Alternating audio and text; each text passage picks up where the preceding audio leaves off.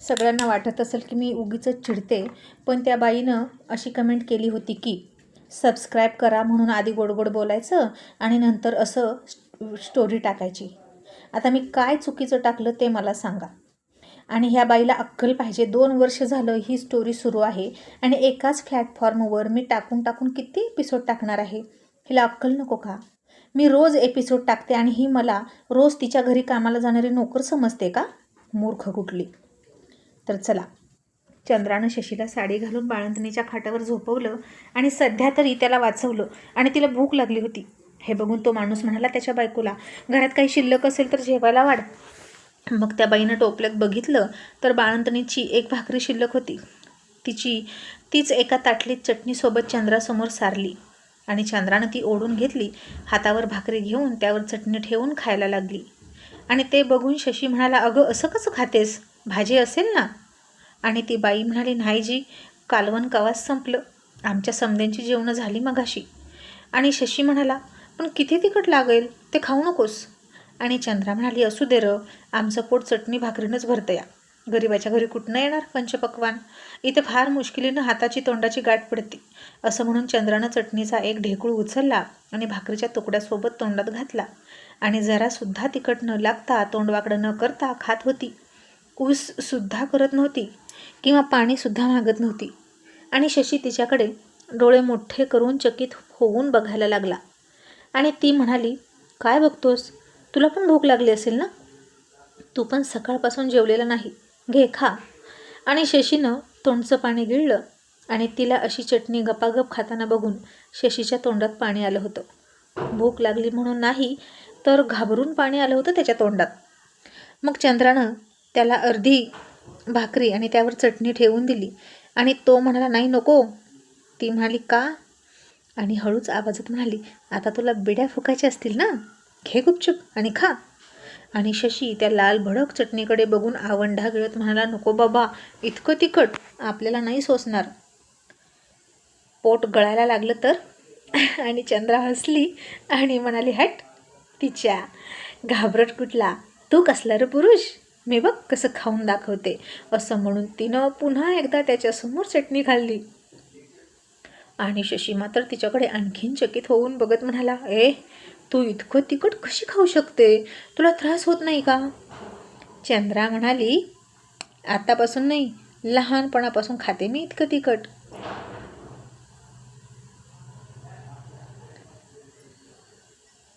आणि शशी म्हणाला, तरीच कोल्हापूरची लवंगी मिरचीसारखी फटाकडे आहेस, खूप चुरूचुरू बोलतेस. आणि ती त्याच्यातली अर्धी भाकरी त्याला देत म्हणाली, खा की थोडंसं. आणि शशी म्हणाला, तूच खा, मला भूक लागली नाही आणि इतकं तिखट मला नाही चालत. चंद्रा म्हणाली, जसं काही सोन्याचा चमचा तोंडात धरूनच जन्माचा आलास ना तू, घरच्यांचा राजकुमार असल्यासारखं तुला दूध तूप लोणी खाऊ घालत असतील म्हणून तुला तिखट खायचं माहीत नाही. आम्हाला मात्र सवय आहे. कालवण नसलं की खरडा चटणीवर भागतं आमचं, आणि ते नसलं की पोट भरत नाही. पण तुला पण भूक लागली असेल की, सकाळपासून तू पण काहीच खाल्लं नाही.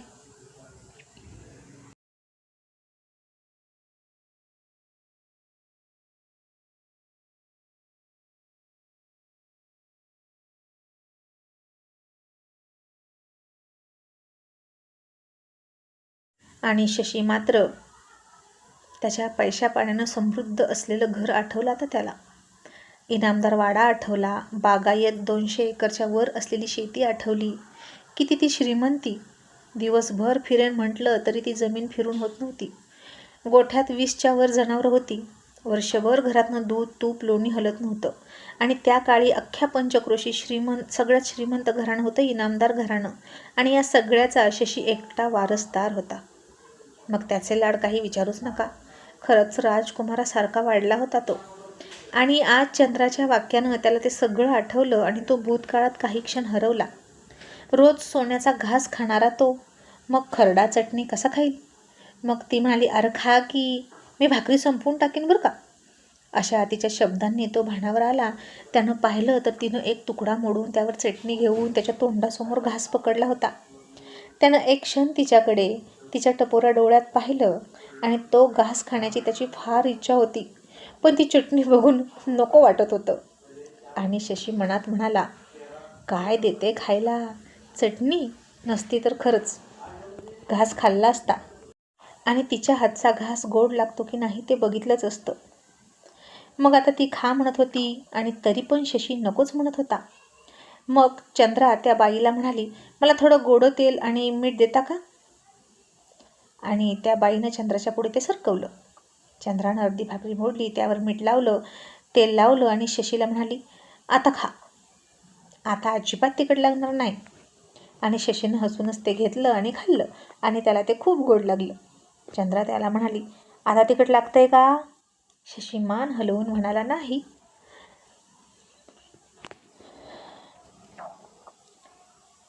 आणि तिनं आता ती सगळी चटणी खाऊन टाकली, पण सुद्धा केलं नाही. आणि हिचा स्वभाव इतका तिखट का आहे हे आता शशीला कळलं. मग दोघांनी अर्धी अर्धी भाकरी खाल्ली आणि पाणी पिलं. आणि तो माणूस म्हणाला, मी काय म्हणतो, तुम्ही आम्हाला पैसे दिले ते ठीक आहे, पण जर पोलिसांना कळलं ना मी तुम्हाला आसरा दिला होता तर लय वंगाळ होईल बघा. तो पोलीस लय बेरका आहे, आम्हाला जगू देणार नाही, तो गावात बी राहू देणार नाही. आणि शशी त्यांना म्हणाला, तुम्ही काळजी करू नका, सकाळ होण्याच्या आतच आम्ही इथून निघून जाऊ. मग पोलीस आता जेव्हा पुढे चौकशी करत गेले आणि शेजारच्या घरात चौकशी करताना इन्स्पेक्टर म्हणाले, तुमच्या शेजारच्या घरी कोणी बाळंतीण झाले का? आणि ती बाई म्हणाली, वैजी, माझाच थोरला धीर आहे तो, त्याचीच पोरगी बाळंतीण झाली आणि पोरगा झालाय. मग इन्स्पेक्टर म्हणाले, त्यांच्या घरात कोणी शिकलेला आहे का, सूट बूट घालणारा? आणि ती म्हणाली, नाही जी, सगळे अंगठा बहाद्दर आहेत. इन्स्पेक्टर म्हणाले, मग कोणी शहरातले पाहुणे वगैरे आहेत का, त्यांचे जे बूट घालतात?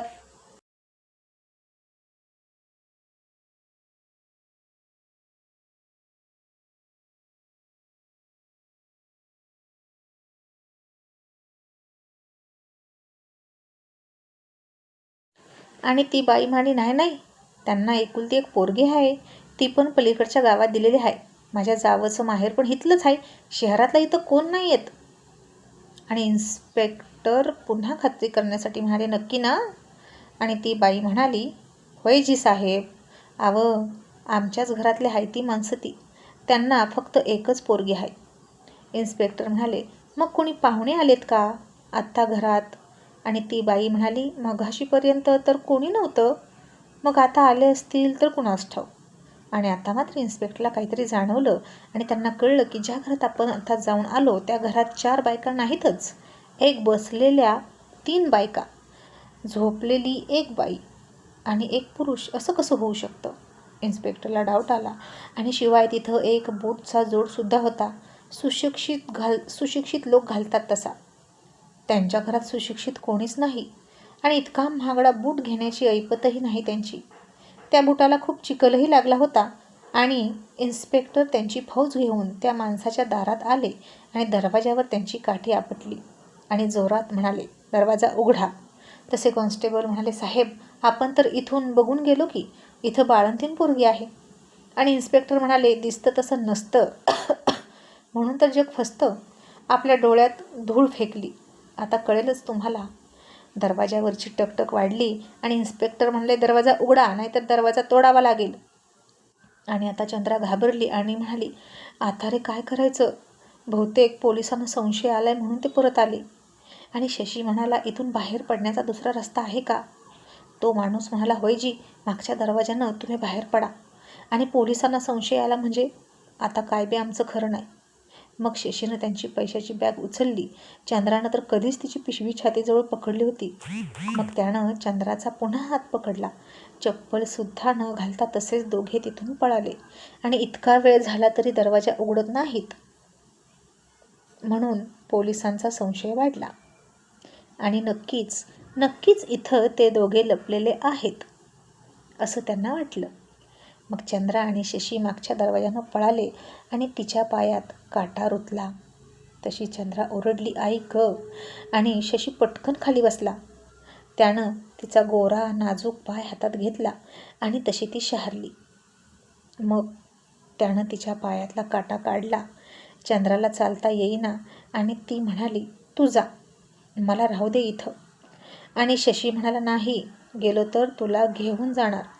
तू पोलिसांना सापडली तर खूप त्रास देतील. चंद्रा म्हणाली, अरे राहू दे मला, पण तू जा, तू तुझा जीव वाचव. पण तिला सोडून जायला शशी तयार नव्हताच आणि म्हणाला, तू जरा शांत बस आणि एकदा पाय खाली टेकव, म्हणजे त्रास होणार नाही. आणि तू जर सापडली ना पोलिसांना तर तुला टॉर्चर करून पोलीस मुंबईपर्यंत माझ्यापर्यंत पोहोचतील, म्हणून मी तुला सोडून जाणार नाही.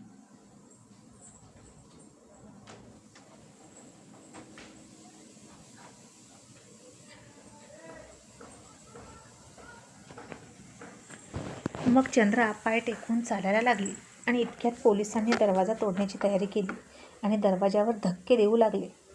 इतक्यात त्या माणसानं दरवाजा उघडला आणि त्या माणसाला इन्स्पेक्टरनं मारायला सुरुवात केली.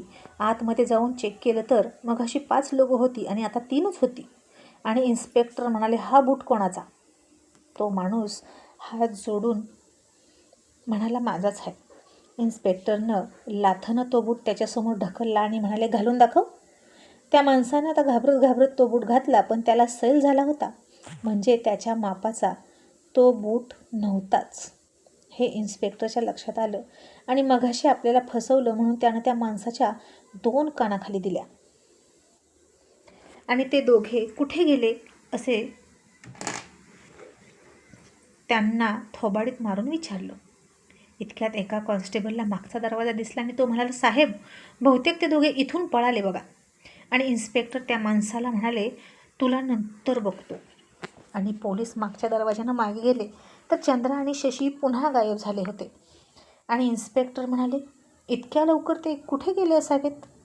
फारच शातीर आहेत ते दोघे, पण जाऊन जातील कुठं? आता या गावाभोवती आणि आजूबाजूच्या गावाभोवती कडक बंदोबस्त करतो, पण यावेळी त्याला पकडणार म्हणजे पकडणारच. आमच्या नाकावर टिचून इथून हत्यारांची डील करून जातो काय? आणि यावेळी त्याला नाही पकडला मुद्देमालासकट तर मी माझी खाकी टोपी वर्षभर नाही घालणार. ही माझी प्रतिज्ञा आहे. असं बोलून तिथंच पोलीस घुटमळत होते. आजूबाजूला काही अंतरावर पोलीस बघून आले आणि ते म्हणाले, साहेब, अहो खरंच की ते कुठेच दिसनात. आणि आता सगळे कोड्यात पडले, पण चंद्रा आणि शशी खरंच कुठे गेले? तर तिथंच गवताची गंज होती आणि त्या गंजीमध्ये चंद्रा शशी लपले होते आणि वरून अंगावर गवताच्या पेंढ्या घेतल्या होत्या त्यांनी. त्या अंधारात ते तिथे होते आणि इन्स्पेक्टरने चिडूनच त्याची काठी तिथंच असलेल्या गवताच्या गंजीवर जोरात मारली आणि ती काठी चंद्राच्या हातावर लागली आणि तिच्या बांगड्या फुटल्या. बांगडे हातात घुसली आणि रक्त आलं. पण आता चंद्रानं तिच्या तोंडावर दोन्ही हात ठेवले आणि तोंडातून आवाज करत नव्हती, कारण इन्स्पेक्टर तिथंच उभा होता. त्याला त्यांच्या श्वासांचा आवाजही आला असताना तरी ते सापडले असते.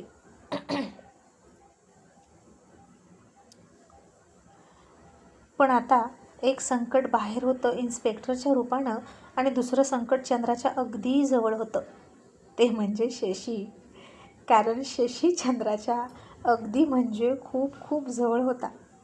दोघांचेही चेहरे अंधारात एकमेकांना अजिबात दिसत नव्हते, पण एकमेकांची उपस्थिती आणि एकमेकांचे श्वास जाणवत होते.